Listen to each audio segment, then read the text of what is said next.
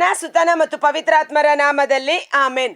ಪ್ರಭು ಕ್ರಿಸ್ತರಲ್ಲಿ ಆತ್ಮೀಯ ಸಹೋದರ ಸಹೋದರಿಯರೇ, ಈ ದಿನದ ಮುಂಜಾನೆಯ ಜೀವಸ್ವರ ವಿಮೋಚನ ಕಾಂಡ 13ನೇ ಅಧ್ಯಾಯ ವಚನ 20. ಇದಲ್ಲದೆ ಜೋಸೆಫನು ಇಸ್ರಾಯೇಲರಿಗೆ ಖಂಡಿತವಾಗಿ ದೇವರು ನಿಮ್ಮ ನೆರವಿಗೆ ಬರುವರು, ಖಂಡಿತವಾಗಿ ದೇವರು ನಮ್ಮ ನೆರವಿಗೆ ಬಂದೇ ಬರುವರು. ಯೇಸು ನನ್ನ ಸಹಾಯಕ, ಎಬಿನೇಜರ್ ನನ್ನ ಸಹಾಯಕ, ನನ್ನ ನೆರವಿಗೆ ಬಂದೇ ಬರುವರು, ಆಮೇನ್ ಎಂದು ನಾವು ಟೈಪ್ ಮಾಡುವಾಗ ಈ ವಚನದ ಅಭಿಷೇಕ ನಮ್ಮಲ್ಲಿ ಕಾರ್ಯ ಮಾಡಲಿ. ನನ್ನ ವಾಕ್ಯವನ್ನು ಕಳುಹಿಸಿ ಅವರನ್ನು ಬಿಡುಗಡೆ ಮಾಡಿದೆನು, ಅವರನ್ನು ಗುಣಪಡಿಸಿದೆನು. ಇವತ್ತು ನೀವು ಎಂಥ ಕಷ್ಟ, ಸಂಕಟ, ನೋವು, ಇಕ್ಕಟ್ಟು ಬಿಕ್ಕಟ್ಟುಗಳಲ್ಲಿದ್ದರೂ ಸಹ ದೇವರ ವಾಕ್ಯವನ್ನು ನಾವು ಸ್ವೀಕರಿಸಿಕೊಂಡಾಗ ಆ ವಾಕ್ಯ ತನ್ನ ಕಾರ್ಯ ಮಾಡದ ಹೊರತು ವ್ಯರ್ಥವಾಗಿ ಹಿಂದಿರುಗಿ ಹೋಗಲಾರದು. ಆಮೇನ್, ಪ್ರೈಸ್ ದ ಲಾರ್ಡ್. ಖಂಡಿತವಾಗಿ ದೇವರು ನಮ್ಮ ನೆರವಿಗೆ ಬಂದೇ ಬರುವರು, ತಮ್ಮ ವಾಗ್ದಾನವನ್ನು ಈಡೇರಿಸುವರು. ದೇವರು ಮಾಡಿದ ಒಂದೊಂದು ವಾಗ್ದಾನಗಳು, ತನ್ನ ಮಕ್ಕಳಿಗೆ ಮಾಡಿದಂಥ ವಾಗ್ದಾನಗಳನ್ನು ದೇವರು ಈಡೇರಿಸುವರು. ನೀವು ಹೋಗುವಾಗ ನನ್ನ ಶವವನ್ನು ನಿಮ್ಮ ಸಂಗಡ ತೆಗೆದುಕೊಂಡು ಹೋಗಬೇಕು ಎಂದು ಹೇಳಿ ಅವರಿಂದ ದೃಢ ಪ್ರಮಾಣ ಮಾಡಿಸಿದ್ದನು. ಇಲ್ಲಿ ಜೋಸೆಫನು ತಾನು ಸಾಯುವ ಸಮಯ ಬಂದಾಗ ತನ್ನ ಶವ ಸಂಸ್ಕಾರದ ಬಗ್ಗೆ ಮುಂಚಿತವಾಗಿ ತನ್ನ ಕುಟುಂಬಸ್ಥರಿಗೆ ಒಂದು ಪ್ರಮಾಣವನ್ನು ಮಾಡಿಸಿದ್ದನು ಎಂದು ನಾವು ನೋಡುತ್ತೇವೆ. ಎಂದು ಹೇಳಿ ನನ್ನ ಶವವನ್ನು ನಿಮ್ಮ ಸಂಗಡ ತೆಗೆದುಕೊಂಡು ಹೋಗಬೇಕು ಎಂದು ಹೇಳಿ ಅವರಿಂದ ದೃಢ ಪ್ರಮಾಣ ಮಾಡಿಸಿದ್ದನು. ಆದುದರಿಂದ ಮೋಶೆ ಅವನ ಶವವನ್ನು ತನ್ನ ಸಂಗಡ ತೆಗೆದುಕೊಂಡು ಹೋದನು. Price the lord. ನೋಡಿ, ಜೋಸೆಫನ ಮರಣಕಾಲ, ಅದರ ನಂತರ ಈಜಿಪ್ಟಿಗೆ ಫಸ್ಟ್ ಜೋಸೆಫ ಬಂದ. ತದನಂತರ ತನ್ನ ಉಳಿದ 75 ಮಂದಿ ಸಹೋದರರು, ಮಕ್ಕಳು ಅವರೆಲ್ಲರೂ ಬಂದು ಈಜಿಪ್ಟಿನಲ್ಲಿ ವಾಸ ಮಾಡತೊಡಗಿದರು. ಜೋಸೆಫನು ಮೃತಪಟ್ಟ ನಂತರ ಎಷ್ಟೋ ವರ್ಷಗಳು ಇಸ್ರಾಯೇಲರು ಈಜಿಪ್ಟಿನ ದಾಸತ್ವದಲ್ಲಿದ್ದರು. ಸುಮಾರು 430 ವರ್ಷಗಳ ತನಕ ಅವರು ಈಜಿಪ್ಟಿನ ದಾಸತ್ವದಲ್ಲಿದ್ದರು. ಸರ್ವೇಶ್ವರನಾದ ದೇವರು ಇಸ್ರಾಯೇಲರನ್ನ ಈಜಿಪ್ಟಿನಿಂದ ಬಿಡುಗಡೆ ಮಾಡಿ ಹಾಲು ಜೇನು ಹರಿಯುವ ನಾಡಿಗೆ ಕರೆದುಕೊಂಡು ಹೋಗುತ್ತೇನೆಂದು ಅವರು ಬಿಡುಗಡೆ ಮಾಡಿ ಕರೆದುಕೊಂಡು ಬಂದಾಗ ಎಲ್ಲರೂ ಅವರವರ ಮಕ್ಕಳು, ಮೊಮ್ಮಕ್ಕಳು, ದನ, ಕರು, ಕುರಿಗಳನ್ನು ತೆಗೆದುಕೊಂಡು ಬಂದರೆ ಮೋಶೆ ಜೋಸೆಫನ ಶವವನ್ನು, ಬಹುಶಃ ಆ ಶವದ ಪೆಟ್ಟಿಗೆಯಲ್ಲಿ ಏನಿದ್ದಿರಬಹುದು? ಬರೀ ಎಲುಬುಗಳು ಮಾತ್ರ ಇದ್ದಿರಬಹುದು ಅಲ್ವಾ? ಆ ಎಲುಬುಗಳನ್ನು ಹೊತ್ತುಕೊಂಡು ಕಾನಾನ್ ನಾಡಿಗೆ ಪ್ರಯಾಣ ಮಾಡಿದನು. ಮೋಶೆ ಎಷ್ಟು ವರ್ಷ ಕಾಲ, 40 ವರ್ಷ ಕಾಲ ಅವರು ಮರುಭೂಮಿಯಲ್ಲಿ ಪ್ರಯಾಣ ಮಾಡಿದರು. ಮೋಶೆಯ ನಂತರ ಯೆಹೋಶುವನು ಮೋಶೆ ಕೊಟ್ಟಂಥ ಎಲುಬುಗಳನ್ನು ಹೊತ್ತುಕೊಂಡು ಪ್ರಯಾಣವನ್ನು ಮಾಡಿದರು. ಕಾನಾನ್ ನಾಡನ್ನು ತಲುಪಿದ ಮೇಲೆ ಯೆಹೋಶುವ 24ನೇ ಅಧ್ಯಾಯ, ಯೆಹೋಶುವನ ಗ್ರಂಥ 24ನೇ ಅಧ್ಯಾಯ ವಚನ 42ರಲ್ಲಿ ನಾವು ನೋಡ್ತೇವೆ. ಆ ಹಾಲು ಜೇನು ಹರಿಯುವ ಕಾನಾನ್ ನಾಡನ್ನ ಜನರೆಲ್ಲರಿಗೂ ಯೆಹೋಶುವನು ಪಾಲು ಮಾಡಿದ ಮೇಲೆ ತಾನು ಹೊತ್ತುಕೊಂಡು ಬಂದಂಥ ಜೋಸೆಫನ ಎಲುಬುಗಳನ್ನು ಕಾನಾನ್ ನಾಡಿನಲ್ಲಿ ಸಮಾಧಿ ಮಾಡಿದನು ಎಂಬುದಾಗಿ. ಯೆಹೋಶುವನ ಗ್ರಂಥ 24ನೇ ಅಧ್ಯಾಯ ವಚನ 32. ಇಸ್ರಾಯೇಲರು ಈಜಿಪ್ಟಿನಿಂದ ತಂದ, ಎಲ್ಲಿಂದ? ಈಜಿಪ್ಟಿನಿಂದ ಸುಮಾರು 40 ವರ್ಷಗಳ ಪ್ರಯಾಣದಲ್ಲಿ, ತದನಂತರ ಕಾನಾನ್ ನಾಡಿಗೆ ಬಂದ ಮೇಲೂ ಜೋಸೆಫನ ಎಲುಬುಗಳನ್ನು ಶೆಕೆಮ್ ಊರಿನ ಹೊಲದಲ್ಲಿ ಹೂಳಿಟ್ಟರು. ಈ ಹೊಲವನ್ನು ಯಾಕೋಬನ ಶೆಕೆಮ್ನ ತಂದೆಯಾದ ಹಮೋರನ ಮಕ್ಕಳಿಂದ 100 ಬೆಳ್ಳಿ ನಾಣ್ಯ ಕೊಟ್ಟು ಕೊಂಡುಕೊಂಡಿದ್ದನು. ಅದು ಜೋಸೆಫರ ಸೊತ್ತಾಗಿತ್ತು.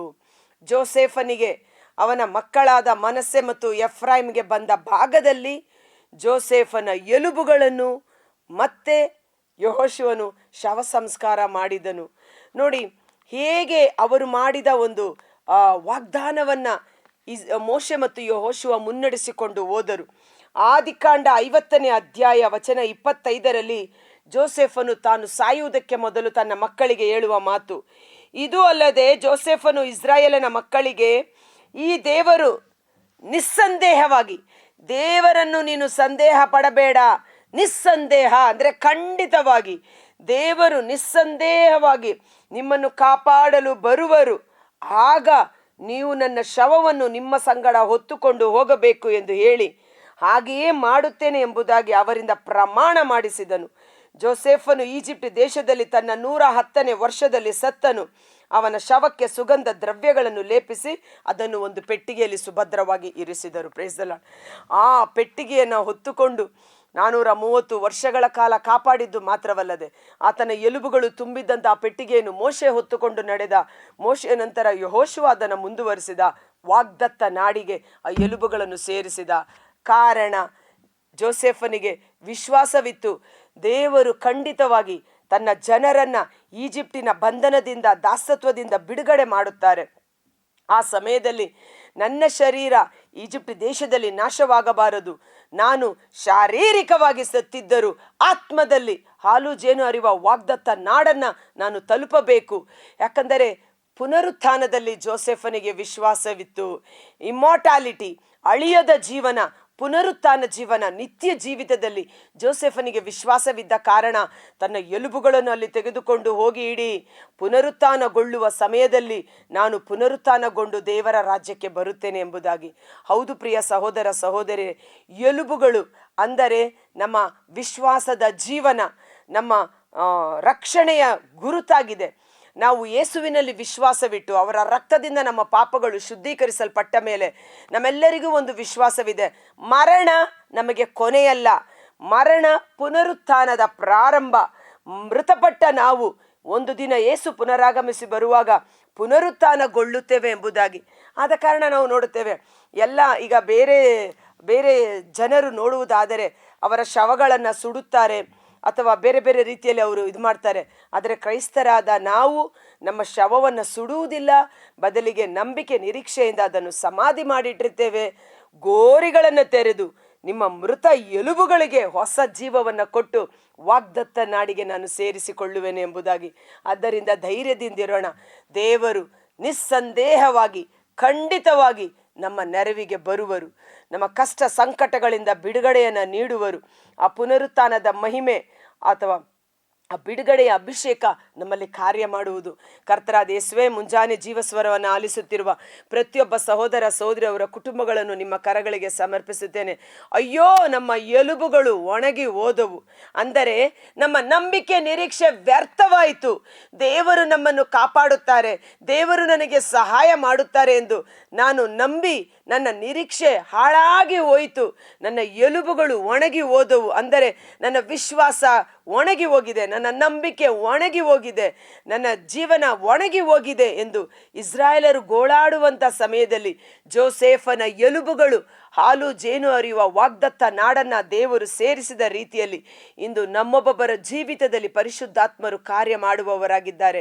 ಇವತ್ತು ಒಣಗಿ ಹೋದ ನಂಬಿಕೆ ನಿರೀಕ್ಷೆಯನ್ನು ಕಳೆದುಕೊಂಡು ಬರಡಾಗಿರುವ ನಮ್ಮ ಜೀವಿತದಲ್ಲಿ ಈ ಜೀವ ವಾಕ್ಯ, ಈ ಜೀವ ಸ್ವರ ಪುನಶ್ಚೇತನವನ್ನು, ಅಭಿಷೇಕವನ್ನು, ಹೊಸ ಬಲವನ್ನು, ವಿಶ್ವಾಸವನ್ನು ನಮ್ಮಲ್ಲಿ ನವೀಕರಿಸಲಿ. ಜೋಸೆಫನು ಕಾಣದೇ ಇದ್ದ ಭವಿಷ್ಯದ ಬಗ್ಗೆ ಮುನ್ನೆಚ್ಚರಿಕೆಯನ್ನು ಪಡೆದುಕೊಂಡನು. ಖಂಡಿತವಾಗಿ ದೇವರು ನಿಮ್ಮನ್ನು ಬಿಡುಗಡೆ ಮಾಡುವರು, ನಮ್ಮ ನೆರವಿಗೆ ದೇವರು ಬರುವರು, ಆಗ ನನ್ನನ್ನು ಮರೆತು ಬಿಡಬೇಡಿ ಎಂದು ನುಡಿದು ತನ್ನ ಜನರನ್ನು ವಿಶ್ವಾಸದಲ್ಲಿ ಬಲಪಡಿಸಿದ ರೀತಿಯಲ್ಲಿ ಇಂದು ನಮ್ಮ ವಿಶ್ವಾಸ ಮತ್ತೊಮ್ಮೆ ಯೇಸುವಿನಲ್ಲಿ ನವೀಕರಿಸಲ್ಪಡಲಿ. ದೇವರು ನನ್ನ ಸಹಾಯಕ, ನನ್ನ ರಕ್ಷಕ, ಖಂಡಿತವಾಗಿ ನನ್ನ ಕುಟುಂಬವನ್ನು ಬಿಡುಗಡೆ ಮಾಡಲು ಶಕ್ತರಾಗಿದ್ದಾರೆ ಎಂದು ಆ ಪವಿತ್ರಾತ್ಮರ ಅಭಿಷೇಕ ನಮ್ಮೊಂದೊಂದು ಕುಟುಂಬಗಳಲ್ಲಿ ವಿಶ್ವಾಸದ ವರವನ್ನು ಸುರಿಸಲ್ಪಡಲಿ. ವಿಶ್ವಾಸದ ಮನೋನೇತ್ರಗಳು ತೆರೆಯಲ್ಪಡಲಿ. ಪವಿತ್ರಾತ್ಮರು ನಮ್ಮೊಂದಿಗಿದ್ದು ಕಾರ್ಯತತ್ಪರರಾಗುವಂತೆ ಯೇಸುವಿನ ಅದ್ಭುತಕರವಾದ ನಾಮದಲ್ಲಿ ಪ್ರಾರ್ಥಿಸಿ ಬೇಡಿ ಹೊಂದಿಕೊಳ್ಳುತ್ತೇವೆ. ಆಮೆನ್.